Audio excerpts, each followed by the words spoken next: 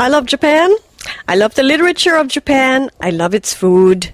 Yes, you probably already know this if you've been listening to this show over the years, since I've introduced a few Japanese literary classics.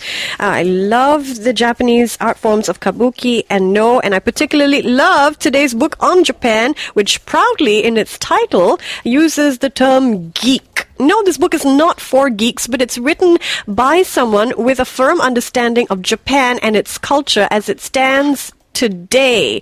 So if you're keen on a very different sort of book that introduces you to the origins of Japanese culture, the ancient Bushido code, the idea of the curiosities, symbols, the world of manga, anime, Japanese music, modern movies, and television, if you're interested in putting your finger on the pulse of Japanese life as it exists today, then this is the book to pick up. A Geek in Japan by Hector Garcia, discovering the land of manga, anime, zen, and the tea ceremony. As I mentioned, I love Japanese food. I just love the idea of omakase, where you sit down for a period of time and someone else, namely the chef, decides for you what you will eat for that particular meal. It's such a relief to not have to make a decision for once during the day. But I'll read you a little excerpt of the book that I have for you today, A Geek in Japan, which so aptly sums up the Japanese approach to food, which is something I think we share with the Japanese here in Singapore. The Japanese are authentic gourmets. They are very demanding about food, and when they travel, they always think more about tasting some local dish than visiting monuments or museums. Japanese travel guides look more like a catalog of restaurants than anything else.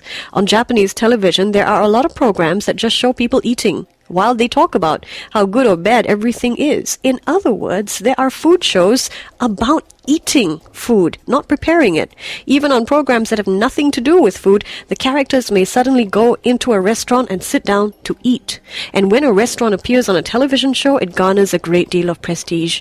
There are also many book guides and magazines on food and dining. Some books go into such detail, they only focus on a small district in some large Japanese city, analyzing each and every one of its restaurants.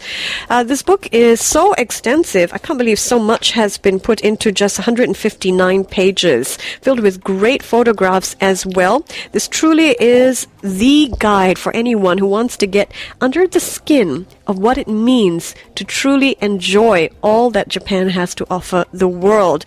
From why the Japanese seem to enjoy talking about blood groups. Yes, apparently in Japan, people ask what your blood group is in the most unexpected situations. Why? Well, a lot of it due to a 1916 article titled The Study of Temperament Through Blood Type, and the belief that blood type groups generally say a lot about an individual's personality. Group A being perfectionist, punctual, shy, intellectual, so the beliefs go, or Group B doing things in a practical way, or Group O, energetic, social, extroverted leaders.